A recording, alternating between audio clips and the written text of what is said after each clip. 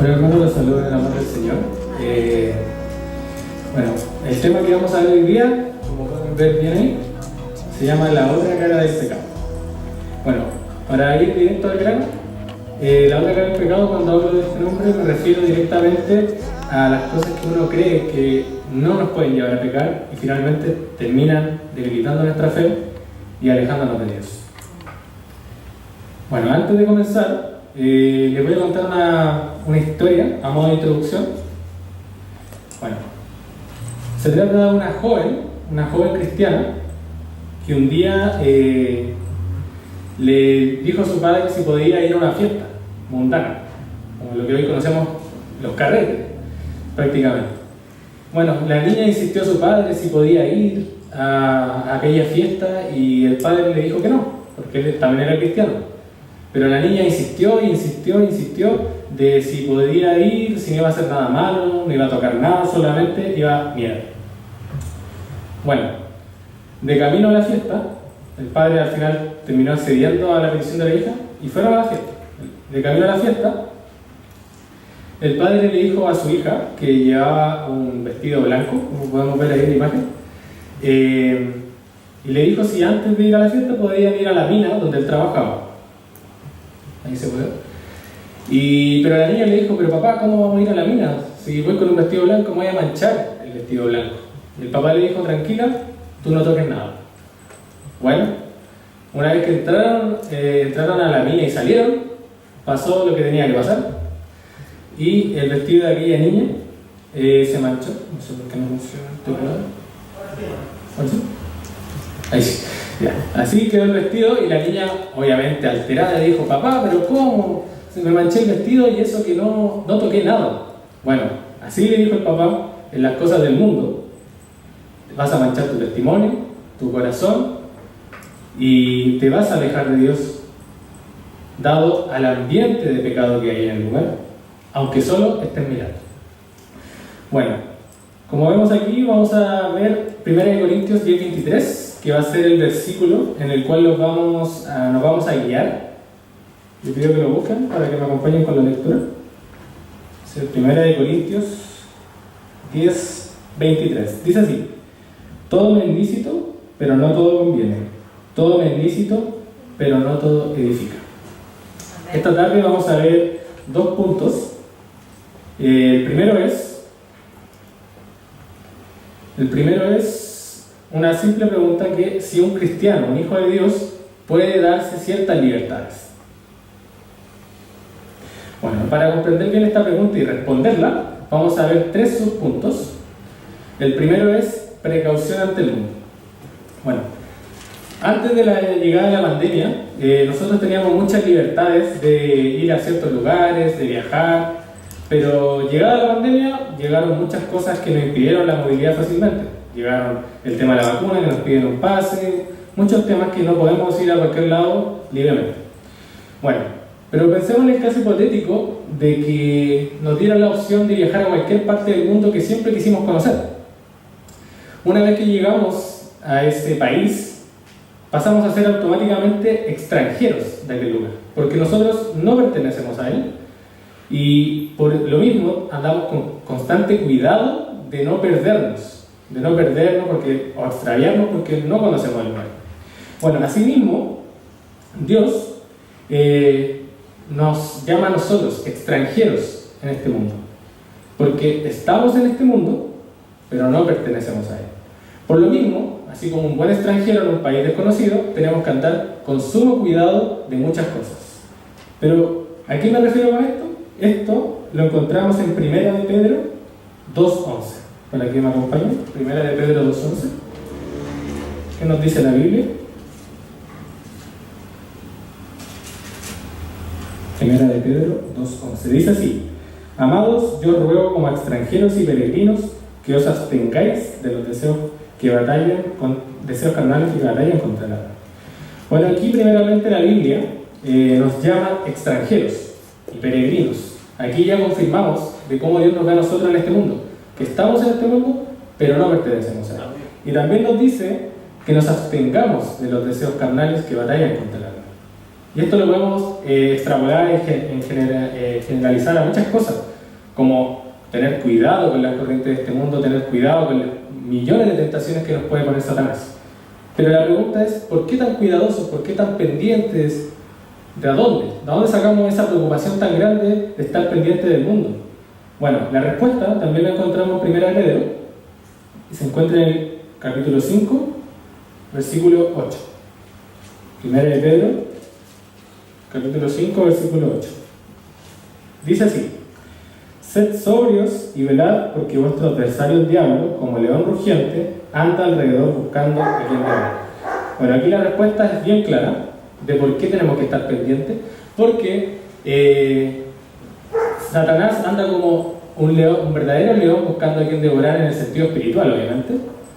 Siempre anda buscando hacer caer a los hijos de Dios de alguna u otra manera, mediante tentaciones, para que nosotros caigamos en pecado y nos alejemos de Dios.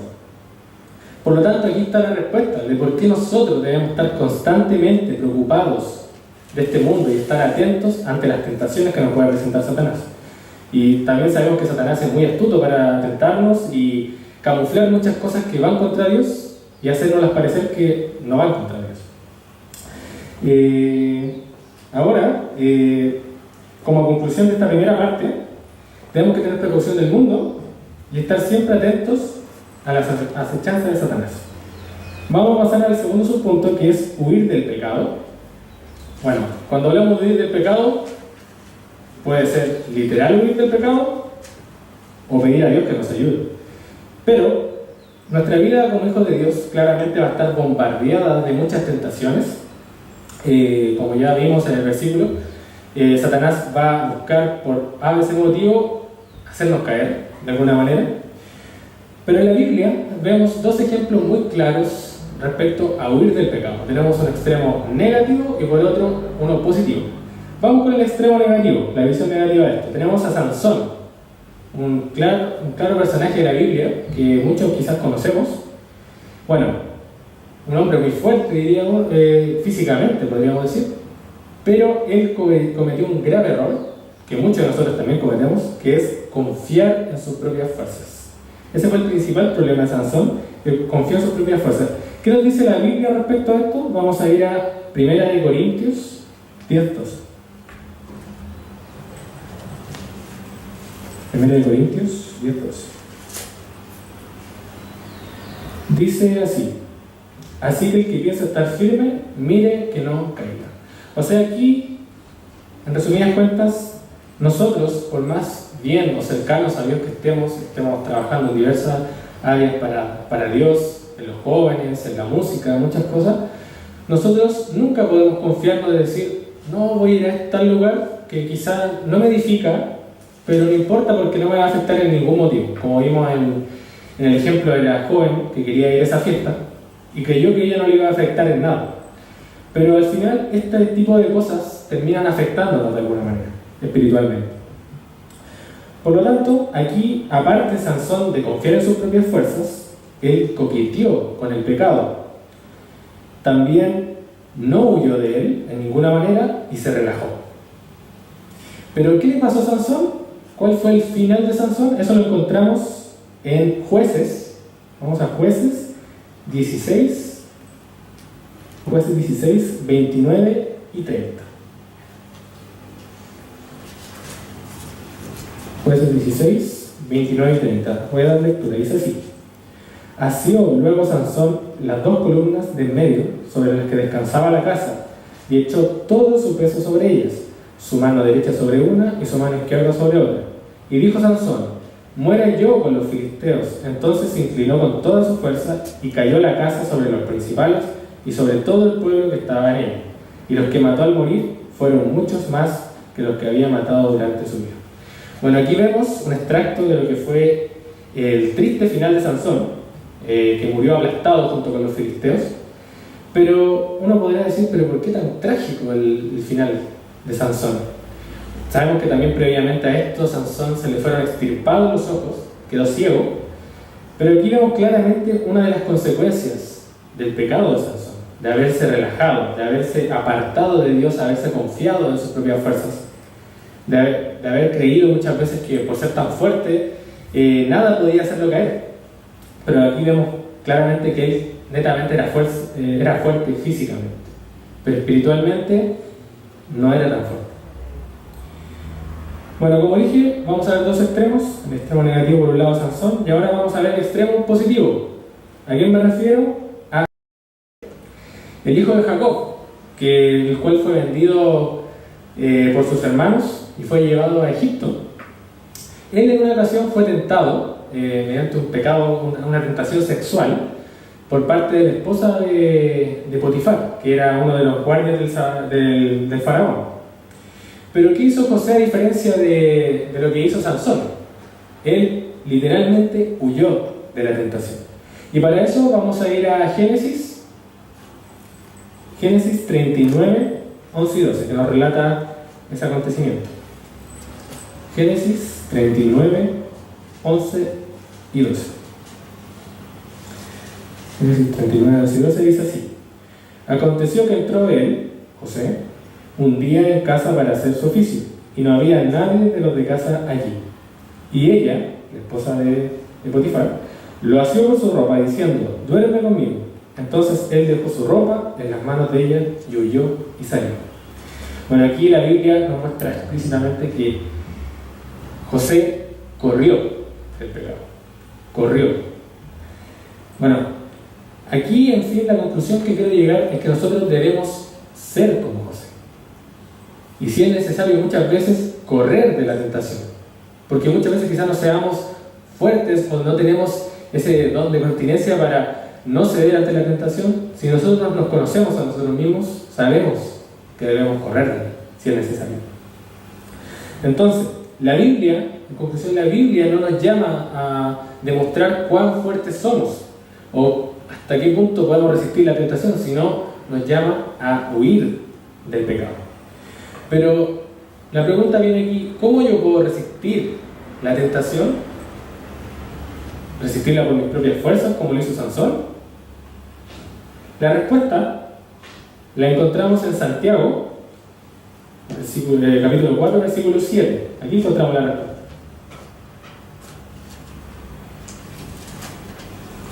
Santiago 4, 7. Bueno, aquí dice: someteos pues a Dios, resistir al diablo y huirá de vosotros. Este corto versículo nos dice mucha información relevante, que primero nos dice: someteos a Dios antes que todo. No dice resistir al diablo, dice primero someteos pues a Dios. Entonces aquí uno entiende por qué José pudo resistir la tentación y decidir huir de aquel lugar, porque él era un varón sometido a Dios, era conforme al corazón de Dios, él era fiel a Dios. Por lo tanto, aquí vemos por qué él pudo, no por sus propias fuerzas, sino Dios lo ayudó en ese momento para huir de aquel lugar pecaminoso que le estaba poniendo Satanás. Por lo tanto, como dije, seamos como José, no seamos como Sansón. No creamos que vamos a poder resistir algo, ¿sabes? Conociendo nuestra condición de pecadores, que nuestra carne siempre tiende a buscar el pecado. Y otra cosa muy importante que no se nos puede escapar cuando hablamos en relación al pecado es la consecuencia. Vimos la consecuencia de Sansón. No necesariamente esa puede ser nuestra consecuencia, pero lo importante es que siempre va a haber una consecuencia cuando nosotros pequemos. Por lo tanto, uno no puede decir: no, Dios es malo, ¿cómo me va a castigar? Si Él es amor. Pero también dice la Biblia que Él es justicia. Por lo tanto, Él no puede ser injusto. Entonces, cuando Dios nos castiga, muestra su amor también hacia nosotros, como un buen padre castiga a su hijo. Por lo tanto, si Dios nos castiga o nos da una consecuencia, es para que nosotros también saquemos una enseñanza y no volvamos a cometer lo mismo. El tercer punto de este apartado es: ¿cómo nos afecta? ¿Nos afecta darnos ciertas libertades o le estamos dando mucho color? Bueno, cuando comenzamos a incorporar ciertas cosas que son pecaminosas o cosas que nos pueden llevar a pecar y las normalizamos, que es aún peor, Esto nos lleva muchas veces a entibiecernos. Cuando hablo de entibiecernos, el ser tibio me refiero a no ser ni de allá ni de acá. En simples palabras es como no quiero ni quedar mal ni con Dios ni con el diablo. Pero ¿qué piensa Dios de los tibios, de la gente tibia? Esa respuesta la encontramos en Apocalipsis 3:16, para que la busquemos. Apocalipsis 3:16. Ya, dice así: pero por cuanto eres tibio y no frío ni caliente, te vomitaré de mi boca. Amén. Duro el versículo, ¿no es cierto? Amén. Pero es la verdad, eso piensa Dios de la gente tibia. A Dios claramente no le agrada la gente tibia. Él quiere que seamos de allá o de acá, pero no de ambos. Y eso, muchas veces nosotros, en eso nos caemos muchas veces. Quizás por agradar a los demás, o por el que dirán, nosotros caemos en el error en el pecado, de decir, bueno, ya voy a acceder para que no me tachen como el fome, muchas veces, en un contexto de los amigos mundanos puede ser. Pero está claro que si nosotros jugamos con fuego, nos vamos a terminar quemando. Esto lo dice Proverbios 6, 27 y 28. Vamos a Proverbios 6, 27 y 28.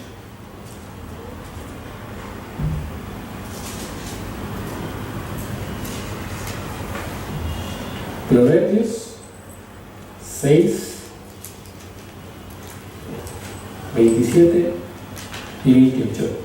Dice así: ¿tomará el hombre fuego en su seno sin que sus vestidos ardan? ¿Andará el hombre sobre brasas sin que sus pies se quemen? Bueno, la respuesta es claramente no. Lo podemos llevar a otro contexto, al contexto que estamos estudiando. Nosotros podemos coquetear con el pecado, podemos darnos cierta libertad de ir a un lugar donde el ambiente es pecaminoso, sin nosotros incurrir en aquel pecado, pero estar en ese ambiente pecaminoso, sin nosotros debilitarnos espiritualmente o que nos afecte de alguna manera. La respuesta es no. Tarde o temprano vamos a terminar normalizando eso, esa actividad que es pecaminosa, y vamos a terminar alejándonos de Dios. Bueno, como conclusión de este primer punto, darnos ciertas libertades nos van a terminar alejando de Dios, enfriando nuestro espíritu. Pero quiero dejarles un tip que nos puede ayudar a todos en momentos de no saber si lo que estoy haciendo está bien, acorde a lo que dice Dios, o no. Y la pregunta es muy sencilla, es ¿qué haría Jesús en otro lugar? Si yo estoy pensando algo y tengo la sospecha de que esto o tengo el presentimiento, el pequeño discernimiento de que esto no va acorde a lo que dice Dios, preguntémonos, ¿Jesús haría esto? ¿Pensaría lo que estoy pensando? ¿Diría lo que estoy diciendo? Si la respuesta es sí, digámoslo o hagámoslo sin problema. Pero si la respuesta es no, pensémosla muy bien antes de hacerlo y oremos a Dios para que nos ayude. Amén.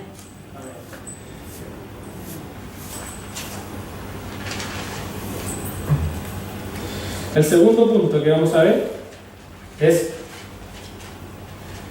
todo lo que hacemos debe ser para la gloria de Dios. Amén.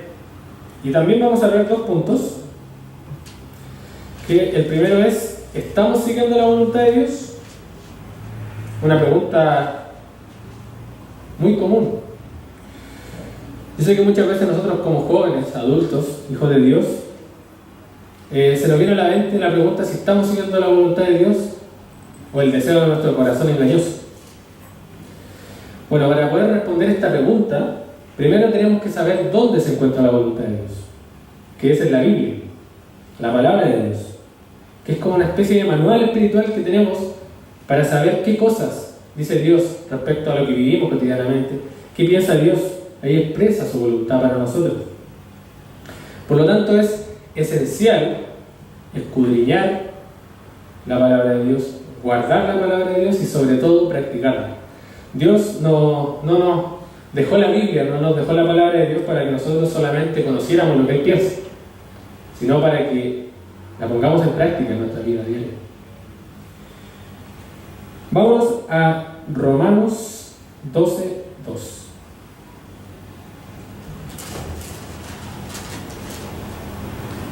Romanos, capítulo 12, versículo 2. Dice así: no os conforméis a este siglo, sino transformaos por medio de la renovación de vuestro entendimiento, para que comprobéis cuál sea la buena voluntad de Dios, agradable y perfecta. Okay. Bueno, aquí primero parte diciendo: no os conforméis a este siglo. Esto también lo podemos preguntar de otra manera. No os conforméis a este mundo, a las corrientes, a las tendencias de este mundo, a lo que nos dice el mundo que aparentemente es bueno. No os conforméis a nada de eso, sino que renovemos nuestro entendimiento. Pero ¿cómo renovamos nuestro entendimiento si no leemos la palabra de Dios? ¿Cómo vamos a comprobar la voluntad de Dios agradable y perfecta que dice aquí en Romanos 12:2 si nosotros no leemos la palabra de Dios? Entonces la invitación es a leer la palabra de Dios y de esa manera comparemos si lo que yo estoy haciendo, lo que yo estoy pensando, lo que se trata mi vida diaria, ¿va acorde a la palabra de Dios? ¿Va acorde a la voluntad de Dios? ¿O solamente me dejo guiar por mis pensamientos, por mis deseos que me acomodan? Ahora vamos a ir a 1 de Juan 2, 17 al 15. Vamos a aplicar un ejemplo de cómo la Biblia nos muestra y nos moldea muchas de las cosas que nosotros creemos que están correctas y no lo son, según lo que dice Dios. Vamos a 1 de Juan 2, 15 y 17.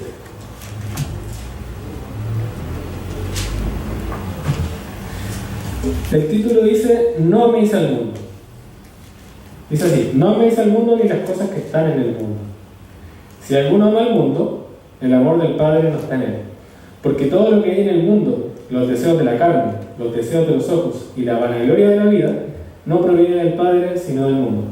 Y el mundo pasa y sus deseos, pero el que hace la voluntad de Dios permanece para siempre. Amén. Bueno, estos 3 versículos nos dicen muchas cosas. Pongamos un ejemplo de que, no sé, cierta persona le gusta mucho las cosas materiales.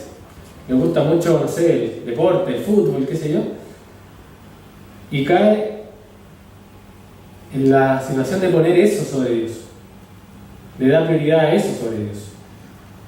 Entonces, al momento de leer estos pasajes, estos 3 versículos, aquí dice al tiro, nos aclara al tiro: no améis al mundo, ni las cosas que están en el mundo. Y aquí dice: ¿qué pasa si uno ama al mundo? El amor del Padre no está en nosotros, si amamos al mundo. Y aquí responde, da el porqué de todo eso. Dice: porque todo lo que hay en el mundo, los deseos de la carne, los deseos de los ojos y la vanagloria de la vida, no proviene del Padre, sino del mundo. Entonces aquí nos responde de por qué nosotros no debemos amar al mundo. Y por qué al amar al mundo, el amor del Padre no está en nosotros. Y aquí también termina diciendo: y el mundo pasa y sus deseos, pero el que hace la voluntad de Dios permanece para siempre. Aquí habla de que el mundo y los deseos del mundo pasan, son pasajeros. Entonces, aquí claramente nos quiere decir: si tú amas eso que es pasajero, no vale la pena. Mejor hace la voluntad de Dios, porque aquí dice: permanece para siempre, es eterno.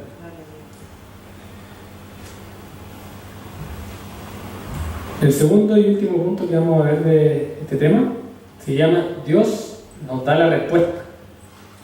Puede ser difícil mantenernos en constante atención a las cosas del mundo, precavidos, estar atentos ante la acechanza del enemigo. Y quizás en el camino muchas personas se alejen de nosotros por seguir a Cristo, por seguir la voluntad de Dios. Y eso la Biblia nos lo dice. Nos van a vituperar, nos van a rechazar en muchas oportunidades solamente por seguir a Cristo. Y producto de esto también vengan muchas aflicciones en nuestra vida: pero ¿cómo? ¿Pero me estoy quedando solo? ¿O todos me rechazan? Solamente por cumplir la voluntad de Dios. Y sabemos que esto nos va a pasar porque vivimos en un mundo lleno de perversidad, inmerso en el pecado. Porque el mundo va contra la palabra de Dios. Y nosotros, como hijos de Dios, también vamos contra el mundo.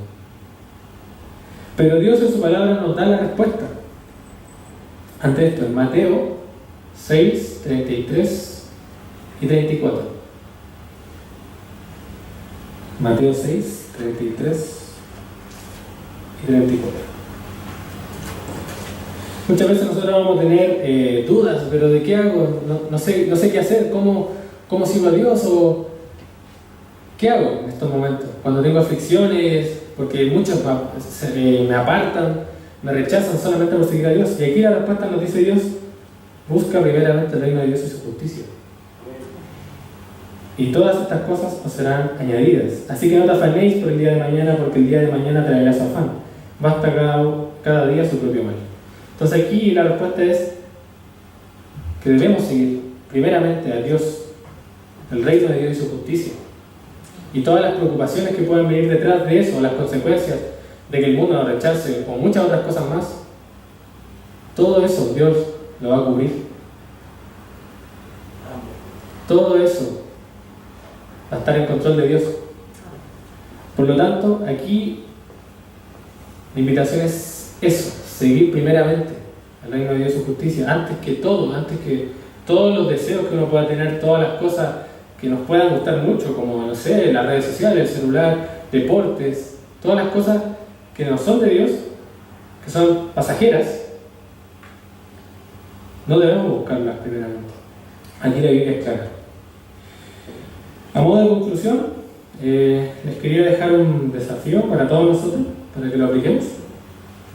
Dice: examinemos nuestro día a día y anotemos todas las cosas que creemos que nos pueden llevar a pecar y alejarnos de Dios.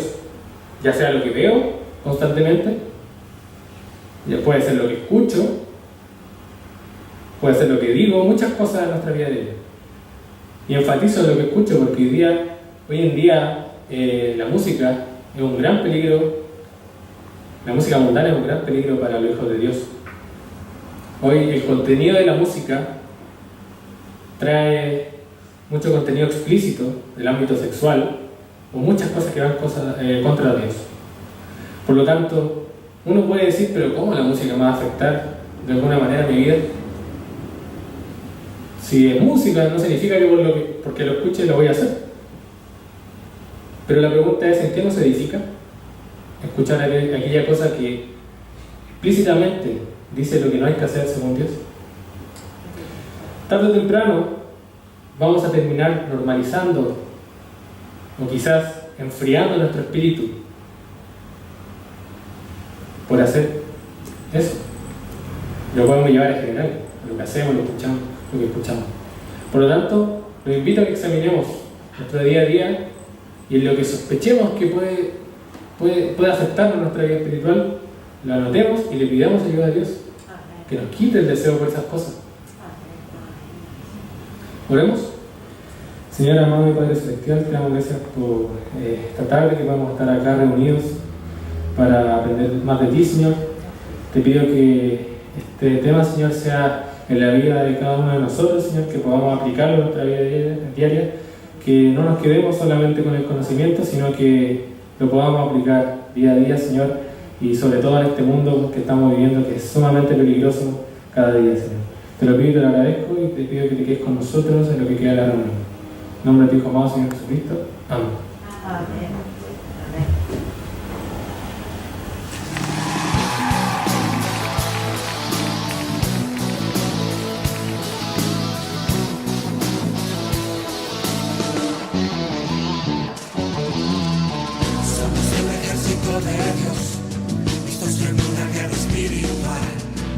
Armas poderosas de luz contra las fuerzas del mal. Tenemos puesta la armadura de Dios y espada de dos filos en las manos, con autoridad en el nombre de Jesús contra las fuerzas del mal. Somos el ejército de Dios, listos en una guerra espiritual, con armas poderosas de luz contra las